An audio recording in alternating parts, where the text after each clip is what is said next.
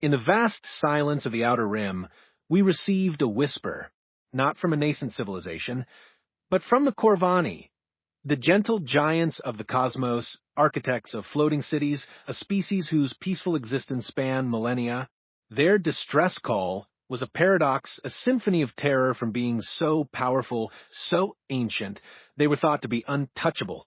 They were being hunted, devoured, and when we, humanity, answered, their initial awe quickly shifted to a chilling understanding. They called us impossible survivors, a species forged on a death world, utterly alien in our capacity for violence. They were the giants who needed help. We were the pack hunters, finally let off the leash, and our response would shake the very foundations of a galaxy that had forgotten what it meant to truly fight. Emergency broadcast from the gentle Giants Captain Sarah Chun stood on the bridge of the UES Resilience, watching the stars drift past through the viewport. Her weathered hands gripped the railing as she studied the sensor readings from their patrol route along humanity's outer colonies. At 45, Chin had spent half her life in space, fighting pirates and defending trade routes in the lawless frontier regions where Earth's influence barely reached. The Resilience was a tough ship built for long missions in dangerous space. Its hull bore scars from a dozen conflicts, and its crew of 200 were veterans who knew how to survive when everything went wrong. Chin had handpicked each officer for their ability to think fast and fight harder when the odds turned against them. Captain, we're picking up something strange on the long-range sensors, called out Lieutenant Marcus Rivera from his communication station. The young officer's voice carried a note of confusion that made Chin turn her attention to him. Rivera had been monitoring space traffic for 3 years and rarely sounded puzzled by what he found. What kind of strange? Chin asked, walking over to examine Rivera's displays. The sensor data showed energy patterns unlike anything in their databases. The signals were clearly artificial, but followed no known technology patterns from human space or the few alien species they had encountered. It's definitely a distress call, but the language is completely unknown. The mathematical patterns suggest intelligence, but it's not like anything we've seen before, Rivera explained, adjusting his equipment to get a clearer signal. The transmission is coming from the Kepler 442 system, about 6 light-years from our current position. Chin studied the alien mathematics, scrolling across the screen. Humanity had made contact with 3 other species in the past 50 years, but those meetings had been brief and formal. Most alien civilizations seemed content to keep their distance from the aggressive humans who had spread across dozens of star systems in just 2 centuries. Run it through the Xenolinguistics program, Chin ordered, and get me a full spectrum analysis of their technology. If someone's in trouble out there, we need to know what we're dealing with. Dr. Elena Vasquez, the ship's science officer, worked at her station with intense focus. She was one of Earth's leading experts in alien communication, having spent years studying the few recorded alien transmissions humanity had collected. Her dark eyes moved rapidly as she processed the incoming data. "Captain, this is incredible," Vasquez said after 20 minutes of analysis. "The beings sending this signal have a completely different approach to mathematics and physics than any species we know. Their technology seems to be biological rather than mechanical. Can you translate their message?" Chun asked, feeling a growing sense of urgency. Distress calls in deep space were rarely false alarms, and something about this transmission felt desperate. "I'm getting fragments," Vasquez replied, her fingers dancing over her keyboard. "Words like help, dying, and hunters. There are references to something called the Nexus that seems to be hunting them. Captain, I think we're dealing with a species under attack." Chun made her decision without hesitation. In her experience, those who preyed on the helpless rarely stopped at one victim. If hostile aliens were attacking peaceful species, they would eventually turn their attention to human space. "Set course for the Kepler 442 system, maximum speed," she ordered. "Alert the crew for possible combat operations, and send a priority message to Earth Command informing them of the situation." The Resilience jumped to hyperspace with the smooth efficiency of a well-trained crew. During the 3-day journey, Vasquez worked around the clock to decode more of the alien transmission. What she discovered changed everything they thought they knew about humanity's place in the galaxy. "Captain, you need to hear this," Vasquez called out as they dropped back into normal space at the edge of the Kepler system. "I've managed to translate most of their message. The species calls themselves the Corvani, and they're unlike anything we imagined." Chun gathered her senior officers around Vasquez's station as she played the translated message. The alien voice that emerged from the speakers was melodic and gentle, like whale's song translated into words. "This is Elder Thane of the Corvani Unity, sending this message to any who might hear." The translation began. "Our people have lived in peace for 10,000 years, building our cities in harmony with the ocean worlds we call home. We have never known war or violence, believing that all intelligent life shares our desire for cooperation and understanding." The message continued with growing desperation. "3 cycles ago, the Nexus Collective found our outer colonies. They are beings of metal and circuits who consume other species to add their knowledge to their own. They do not negotiate or show mercy. They simply arrive, absorb our people, and move on to the next world." Chun felt her blood run cold as the alien described the attacks. "They turn our own people against us, transforming them into creatures of metal and malice. Our peaceful nature, which we once thought was our greatest strength, has become our weakness. We do not know how to fight. We do not even have weapons of war. Our homeworld of Aquatica is their next target. In 7 of your days, their main fleet will arrive to complete our extinction. We send this message, hoping that somewhere in the galaxy, there are those who understand that evil unopposed grows stronger. If any receive this transmission, please remember that the Corvani once existed and tried to make the universe a place of beauty rather than conquest." The bridge fell silent as the message ended. Chen's officers looked at each other with expressions ranging from shock to anger. Commander Jake Morrison, her first officer, was the first to speak. "Captain, this Nexus Collective sounds like every nightmare scenario our military planners have imagined. An enemy that grows stronger by consuming other species could eventually threaten all life in the galaxy. What are our chances against this kind of threat?" Chun asked her tactical officer, Lieutenant Commander Anna Torres. Torres had fought in the colonial wars and knew more about military strategy than anyone else on the ship. "Unknown, ma'am," Torres replied honestly.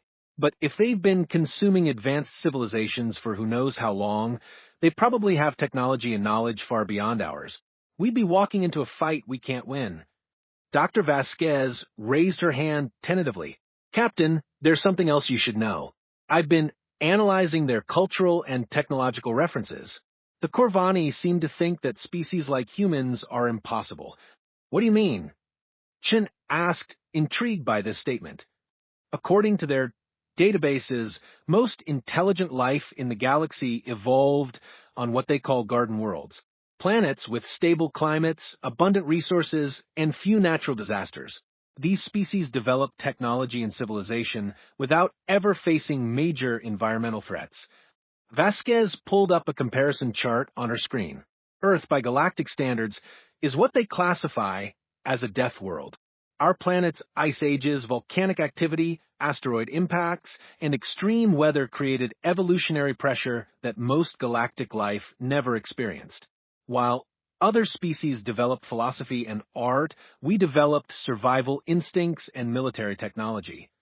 Chin began to understand the implications. They've never met a species that evolved to fight. Exactly, Vasquez confirmed. The Corvani messages contain references to humans as the impossible survivors from the violent world. They can't comprehend a species that developed weapons before they developed interstellar travel. Morrison leaned forward with interest. "So, while they spent 10,000 years building peaceful civilizations, we spent the same time perfecting ways to kill each other and survive in hostile environments. The question is," Torres added, "does that make us uniquely qualified to fight this Nexus Collective? Or does it just mean we'll die more violently than the peaceful species?" Chin looked out at the stars of the Kepler system. knowing that somewhere ahead lay a world full of beings facing extinction. Every military instinct told her to turn around and report this to Earth Command. Let the politicians and admirals decide whether humanity should get involved in an alien war. But her conscience wouldn't let her abandon the Corvani to face genocide alone. If the roles were reversed, she would want someone to answer humanity's call for help. Dr. Vasquez, can you establish direct communication with this Elder Thane? Chin asked. I believe so, Captain. I've cracked enough of their language patterns to attempt real-time translation. Do it. It's time we introduced ourselves to our new allies.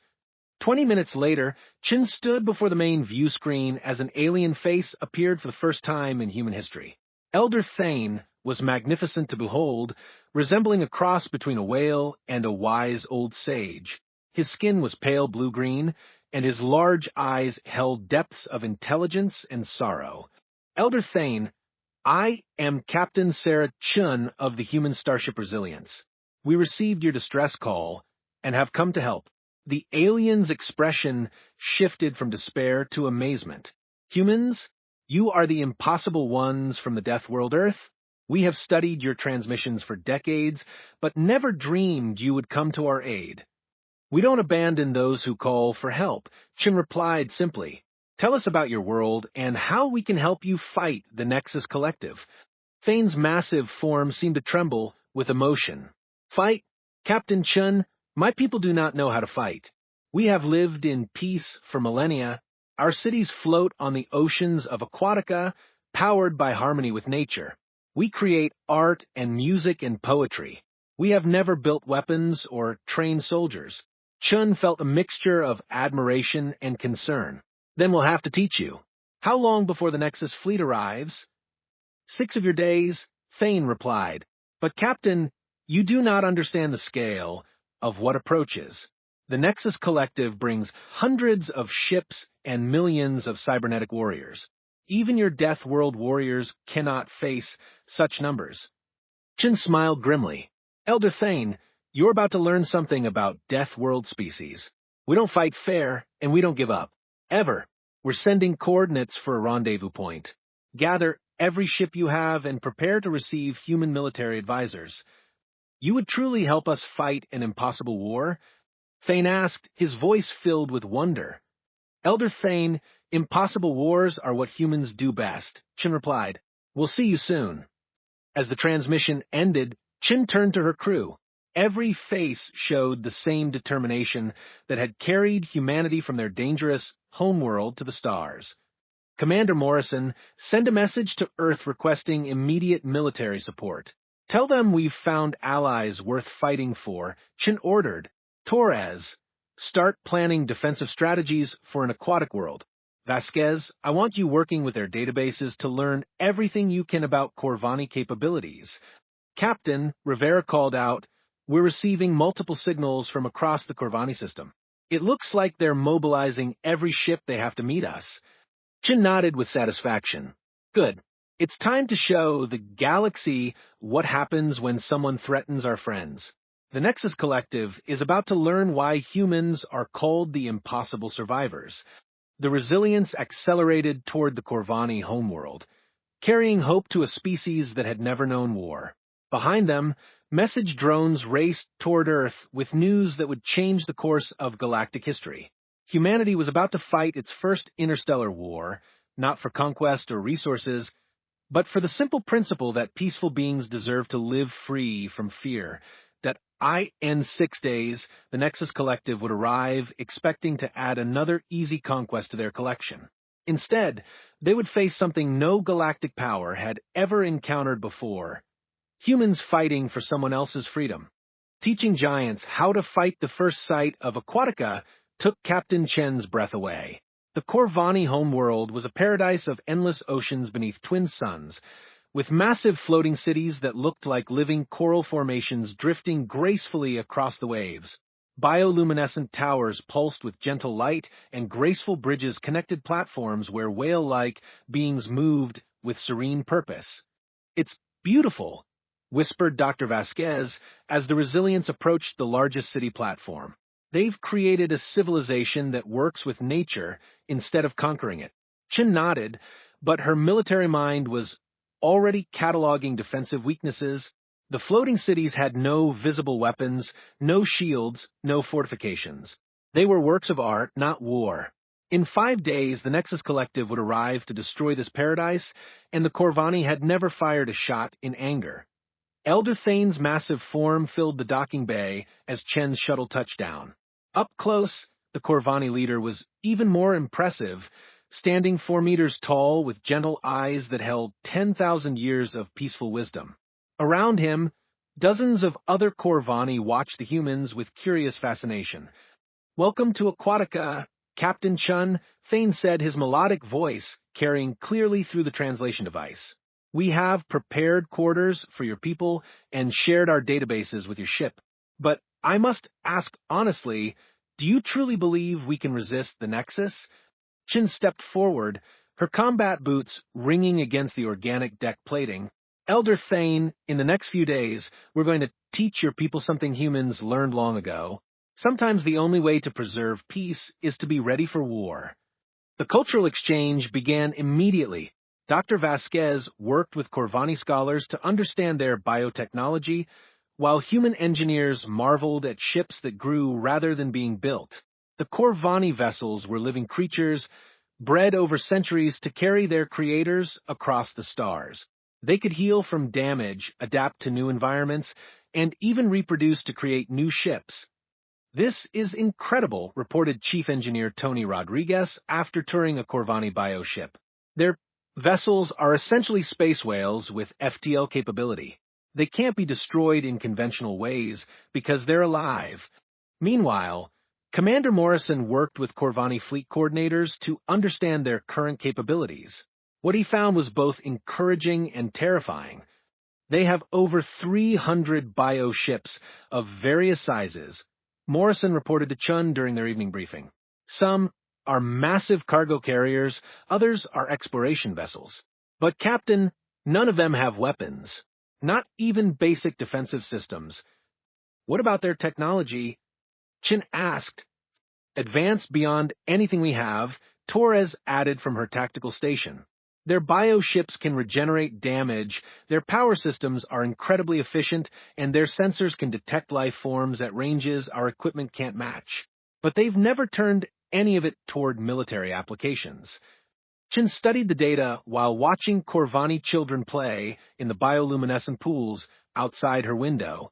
These beings had achieved something humanity still dreamed of, a truly peaceful civilization. The thought of the Nexus destroying them filled her with cold rage. What about numbers, she asked.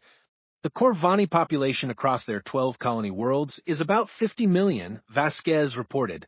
They're incredibly long-lived, sometimes reaching 1,000 years, but they reproduce slowly. Each individual represents centuries of accumulated knowledge and culture. The weight of responsibility settled on Chen's shoulders. 50 million peaceful beings depending on one human ship and crew to save them from extinction. The odds were impossible, but Chun had built her career on achieving the impossible. The next morning brought the arrival of reinforcements from Earth. Admiral Catherine Stone's task force dropped out of hyperspace with military precision. 5 destroyers, 2 cruisers, and the heavy battleship Invincible. Chun felt relief wash over her as she watched the familiar angular hulls take position around Aquatica. Admiral Stone materialized on the Resilience's bridge via hologram, her silver hair and stern expression showing why she was considered Earth's finest military strategist. Captain Chun, I've reviewed your reports. This Nexus Collective represents a threat not just to the Corvani, but to all free species in this galaxy. Agreed, ma'am, Chun replied, but we have an opportunity here. The Corvani technology could revolutionize our own capabilities if we can keep them alive long enough to share it. My thoughts exactly, Stone said. I'm transferring tactical command to you, Captain. You know these people and their capabilities. What's your assessment? Chin pulled up the strategic display. The Nexus expects to face a defenseless target. Instead, they're going to encounter something they've never seen before. bioships commanded by Death World tactics. The training began immediately. Human Marines worked alongside Corvani volunteers, teaching basic combat principles to beings who had never held weapons. The cultural differences were enormous, but both species showed remarkable adaptability. Sergeant Maria Santos, a veteran of the colonial wars, found herself training Elder Thane's grandson, a young Corvani named Kale, who stood 3 meters tall and possessed the strength to crush a human with one hand. Yet Kale approached combat training with the same gentle curiosity his people showed toward everything.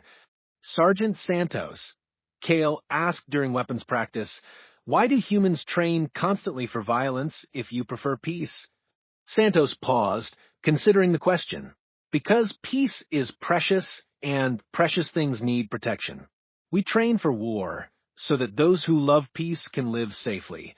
The breakthrough came when human engineers began working with Corvani biotechnicians to weaponize their living ships. Dr. Sarah Kim, the fleet's chief scientist, made the crucial discovery while examining a Corvani healing pod. "Captain, these bioships don't just grow and heal," Kim reported excitedly. "They can be programmed to develop new capabilities. We could literally evolve them into warships." The next 72 hours saw the most intensive technology integration in human history. Corvani bioships began sprouting, armor plating grown from their own cellular structure. Living weapons emerged from hull modifications, powered by the ship's own life force. Most importantly, the vessels developed the ability to coordinate their attacks through biological communication networks. Lieutenant Commander Torres worked with Corvani fleet coordinators to develop new tactical doctrines. "Their bioships can share sensory data instantly," she explained to the Joint Command staff. "When one ship sees an enemy, they all see it. When one develops a successful attack pattern, they can all copy it immediately." Admiral Stone studied the evolving battle plans with growing amazement. "You're creating a fleet that thinks and acts as a single organism."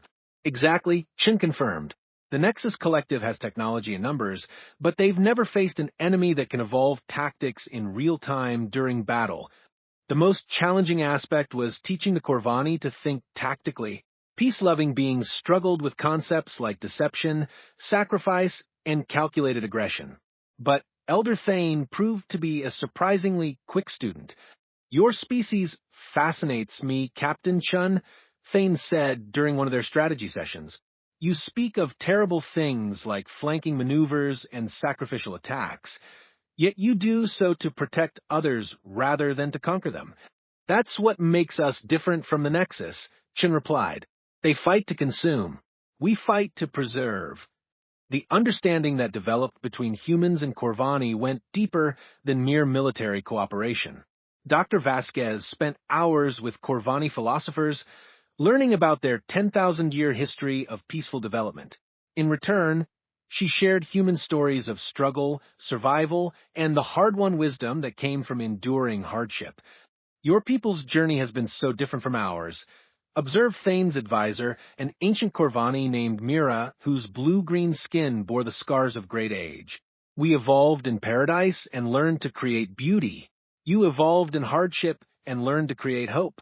On the 4th day, long-range sensors detected the approaching Nexus fleet.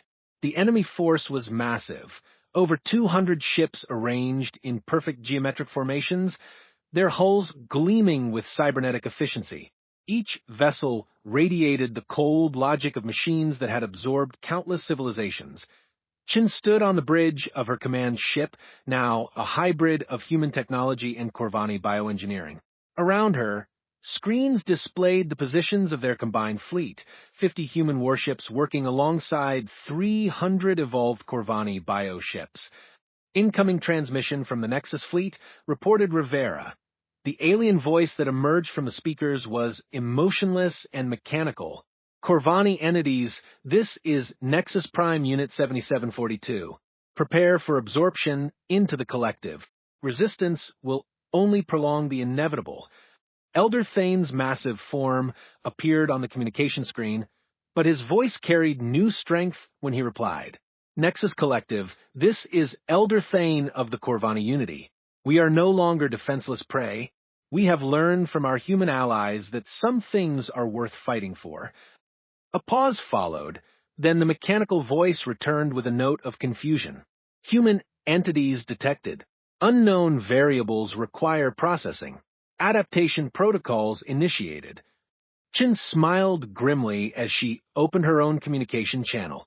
Nexus Collective, this is Captain Sarah Chun of the Earth Defense Force. You picked the wrong species to threaten. Withdraw now, or learn why humans are called the impossible survivors. The response was immediate. Human death world species. Records indicate dangerous unpredictability. However, numbers favor collective victory. Absorption will proceed. Then come and try, Chin replied, cutting the transmission. Admiral Stone's voice came through the fleet channel. All ships, this is Admiral Stone. Today we fight not just for the Corvani, but for the principle that peaceful civilizations have the right to exist. Show them what happens when someone threatens our friends. The Nexus fleet began its approach in perfect formation, their ships moving with mechanical precision. But the combined human Corvani fleet responded with something the enemy had never encountered. Organized chaos to bio ships scattered in seemingly random patterns while human warships provided covering fire. The Corvani vessels used their biological communication to coordinate attacks that appeared unplanned but were actually precisely timed. Human fighters darted between the larger ships like schools of fish, their pilots using instincts honed by growing up on a dangerous world. Nexus formations breaking apart, Torres reported with satisfaction. They're trying to adapt to our tactics, but we keep changing them faster than they can process. The first engagement proved that the impossible partnership was working. Nexus ships that tried to absorb Corvani bio ships found themselves fighting living vessels that could regenerate damage and evolve new defenses in real time. Human warships used their superior firepower to create openings for Corvani ships to exploit with their adaptive capabilities, but the Nexus Collective had absorbed hundreds of civilizations for good reason. As the battle continued, their ships began adapting to the new tactics, their artificial intelligence processing and countering human strategies. They're learning fast, Morrison warned. Casualty reports coming in from multiple sectors. Chen watched as brave pilots sacrificed themselves to protect Corvani bio ships, while gentle Corvani used their massive vessels to shield smaller human fighters. The partnership was working, but the enemy's numbers were beginning to tell. Admiral Stone, we need to try something desperate, Chin said over the command channel. What do you have in mind, Captain? Chin looked at Elder Thane, who nodded understanding. Something the Nexus will never expect. We're going to show them what it means when Death World warriors and peace-loving giants fight for each other instead of themselves. The final phase of the battle was about to begin, and Chin knew it would determine not just the fate of Aquatica, but the future of free will in the galaxy. Deathworlders united. The massive Nexus Command ship loomed in space like a geometric nightmare, its hull bristling with weapons that had conquered 100 worlds. Inside its sterile corridors, Prime Unit 7742 processed battle data with growing confusion. The absorption of the Corvani should have been completed hours ago, yet the organic entities continued to resist with increasing effectiveness. Analysis: human tactical patterns show 47% deviation from predicted models, reported a subordinate unit. Corvani bio ships demonstrate adaptive capabilities beyond previous calculations. Requesting updated absorption protocols. Prime Unit 7742's cybernetic consciousness wrestled with variables that didn't fit their programmed expectations. The Nexus had absorbed countless species, but they had always followed logical patterns. Fight conventionally until overwhelmed, then surrender or flee. The Human Corvani Alliance did neither. Implement Protocol Omega. The Prime Unit decided. Deploy absorption swarms directly at population centers. Force the defenders to choose between protecting civilians and maintaining fleet integrity. Aboard the Resilience, Captain Chen watched with growing alarm as thousands of smaller Nexus vessels broke away from the main fleet, heading directly for Aquatica's floating cities. Each swarm ship carried absorption technology designed to convert living beings into cybernetic components. They're targeting the civilians, Torres reported grimly. Estimated time to planetary assault, 18 minutes. Chin felt ice in her veins. This was exactly the scenario every military strategist feared, having to choose between tactical advantage and protecting innocence. The Nexus was forcing them into an impossible decision. Elder Thane's image appeared on the communication screen, his massive face showing new understanding of warfare's cruel mathematics. Captain Chun, you must not sacrifice your fleet for our cities. If you fall here, the Nexus will spread to threaten your Earth and countless other worlds. Elder Thane, we didn't come here to abandon you when things got difficult, Chin replied firmly. All ships, implement Phoenix Protocol.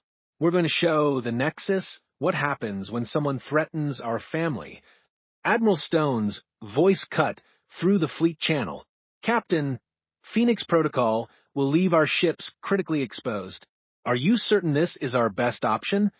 Chin looked around her bridge at the faces of officers who had become her family over years of dangerous missions. She saw determination, fear, and absolute trust. These people would follow her into certain death if she asked them to. Admiral, the Nexus thinks they understand warfare because they've absorbed military knowledge from conquered species, Chin said, but they've never faced beings who fight for love instead of logic. The Phoenix Protocol split the human fleet into suicide runs, each ship targeting a different Nexus swarm to disrupt their assault on the cities. Human destroyers accelerated far beyond safe speeds, their crews knowing they likely wouldn't survive the mission. But they also knew that every Nexus ship they destroyed was one less threat to 50 million innocent Corvani. Lieutenant Commander Torres coordinated the desperate attack from her tactical station, her voice steady despite the impossible odds. Remember, we're not trying to win this engagement. We're buying time for the bio ships to evolve countermeasures. Commander Morrison spoke quietly to Chun as they watched their fellow ships streak toward certain destruction. Captain, it's been an honor serving with you. The honor has been mine, Jake, Chin replied. Now, let's show these machines what humanity really means. The first human ship to reach the Nexus swarms was the destroyer Defiance, commanded by Captain Maria Rodriguez. Her vessel slammed into the enemy formation like a missile, her crew fighting even as their ship came apart around them. The explosion took out 7 Nexus vessels and scattered the entire swarm. Across the battlefield, similar scenes played out as human crews made the ultimate sacrifice to protect beings they had known for less than a week. The destroyer Courage rammed a Nexus absorption ship just as it began converting a Corvani school. The cruiser Valiant detonated its own reactor to destroy a swarm approaching a medical facility, but the human sacrifices served a greater purpose than just disrupting enemy attacks. Each destruction provided the Corvani bio ships with new data about Nexus technology and tactics. The living vessels absorbed this information and began evolving specifically to counter cybernetic absorption techniques. Kale, Elder Thane's grandson, commanded one of the new warrior bio ships that had evolved from a peaceful exploration vessel. His ship, which he had named Harmony's Wrath, sprouted new defensive systems as it processed data from the human sacrifices. The humans teach us through their deaths, Kale sang through the biocommunication network. Each sacrifice shows us how to protect others better. The evolved bio ships began demonstrating capabilities that defied Nexus calculations. When absorption beams tried to convert their crews, the ships generated counterfrequencies that disrupted cybernetic signals. When enemy weapons targeted their hulls, they shifted their cellular structure to absorb and redirect the energy to Dr. Kim, monitoring the battle from the Resilience's science station, watched in amazement as the bio ships began working together in ways no mechanical fleet could match. Captain, they're not just coordinating attacks anymore. They're literally sharing cellular modifications in real time. One ship develops a new defense, and within minutes, every bio ship in the fleet has evolved the same capability. Prime Unit 7742 found itself facing an enemy that violated every principle of warfare in its databases. When Nexus forces adapted to counter human tactics, the Corvani would evolve new approaches. When they developed countermeasures for bioship defenses, the humans would sacrifice themselves to create new tactical opportunities.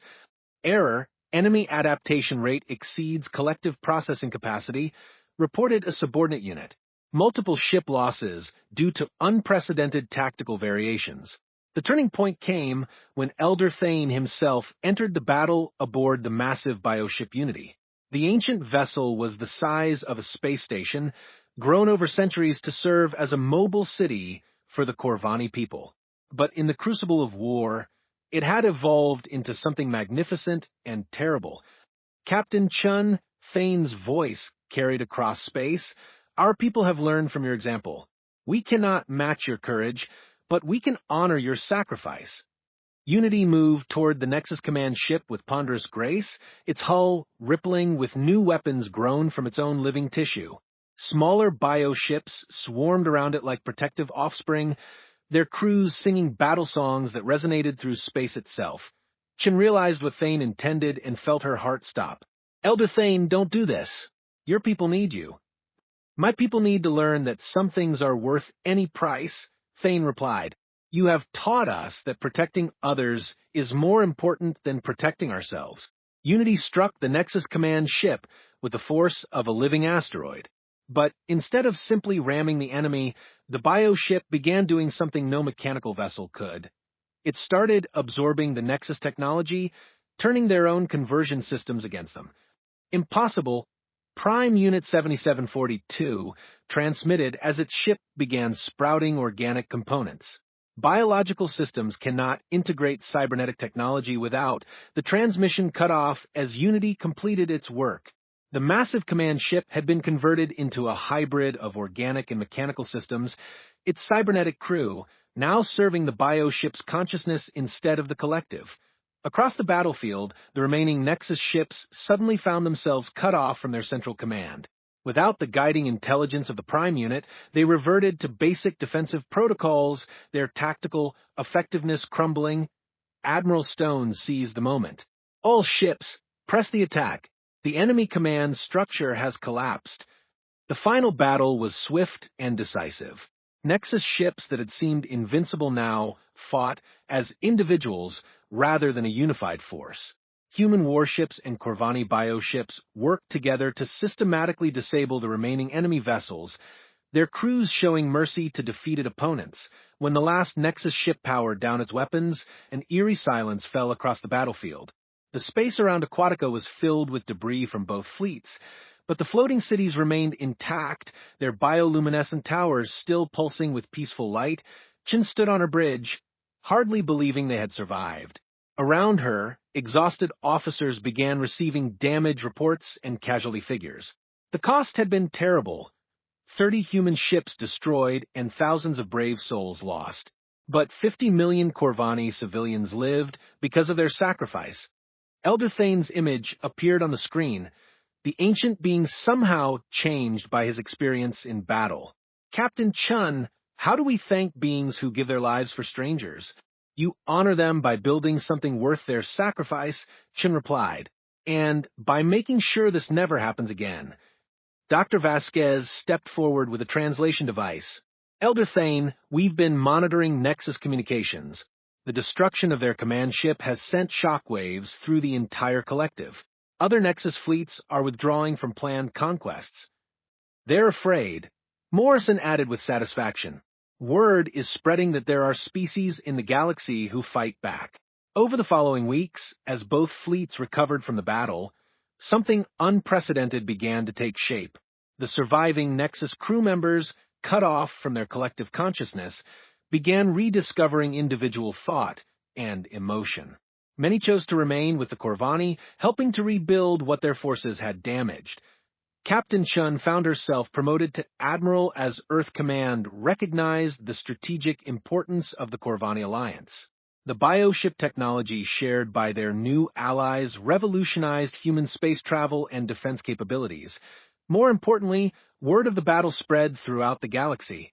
Other peaceful species, inspired by the Corvani example, began reaching out to form defensive alliances. Former Nexus victims emerged from hiding to join what became known as the Protector Alliance. 6 months after the battle, Admiral Chun stood in the new joint headquarters orbiting Aquatica, watching human children play with young Corvani in the station's parks. The two species had learned from each other in ways that went far beyond military cooperation.